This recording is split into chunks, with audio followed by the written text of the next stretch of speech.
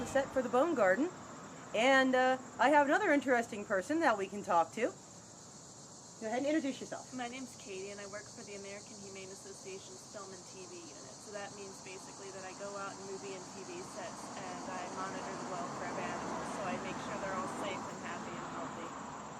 Now, are there a lot of movies that use animals? Oh yeah, there are plenty of movies to keep about 40 reps busy.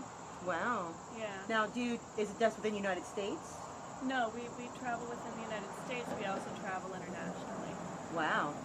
Now, what kind of animals do you normally see? The most common thing you end up seeing is mostly dogs and cats. You know, if you start to watch movies, TV, commercials, and pay attention to what kind of animals you see, that's a lot of it. But we also work with horses, exotics, other livestock, just about everything. Do you have representatives that specialize in certain types of animals?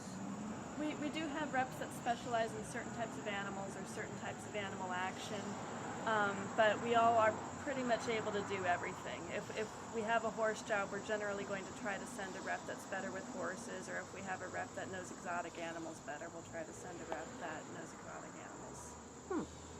And now how long have you been with American Humane? I've been doing this job for about 4.5 years. 4.5 years. Now, how long does one train to get this job? It depends. They put all potential reps through a 2-week training course, and after that you're usually shadowing somebody for about a month. But training is kind of an ongoing process, and there's always so much to learn that, we all know things that other reps don't know, so we're always kind of constantly training each other in different aspects of the industry. Awesome. Now, as I've explained that, I'm on the set here of a film called The Bone Garden. Now, what action are you observing on this film? This is actually fairly simple action for Smokey the dog, but it includes perception issues like the dog getting kicked, and even though the action calls for the dog to be kicked, he wasn't actually kicked. They pan the camera just as the dog's supposed to be kicked. I don't know if they might add in a sound effect of the dog being kicked.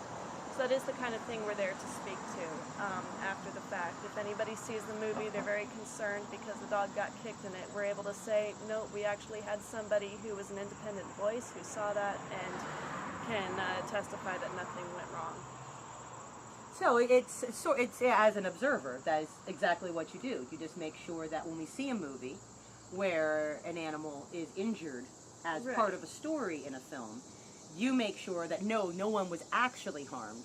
That's part of it, but we're also there actively working to make sure that nothing does happen. We're not just there to make sure that the things that looked like they happened but didn't were actually okay. We are there making sure that the animals have everything from shelter and water, that they're getting rest, because things take a lot longer to film than they actually look like, happened once you see the finished product. A commercial can take days, movies can take up to a month, 3-4 months to film. So it's a long time. The animals are working long hours, and we're there to make sure the animals have everything they need during that time. So you make sure that they have water, make sure they're fed, make sure they're not being mistreated. Correct. Behind the scenes. Correct. We're there working through stunts. We get the movie scripts when they come in. We look at the animal action. We break it down. We are able to anticipate any issues and try to work with that before the movie even starts shooting, so that we can protect the animals better. That's fantastic. Now, American Humane, I know, has not always existed as long as movies have been being made. Right.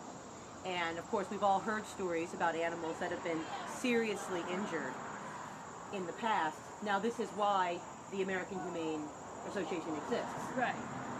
We've actually been around since 1939, so it's been a long time, and it had a little issue in the 70s where we weren't around quite as much anymore, but we've been back in full force since then. And any movie that uses animals, are they required to have a representative on set to monitor? All SAG and AFTRA productions, which is just about every major movie that you see that's filmed in the United States, is required to notify us and let us know so that we can show up. We're completely free to production. They don't have to pay for a dime for us to travel or for us to show up and be there. Great, so that's wonderful. So as you can see, kids, if you've ever been wondering about this, okay, Lassie never really fell down the well.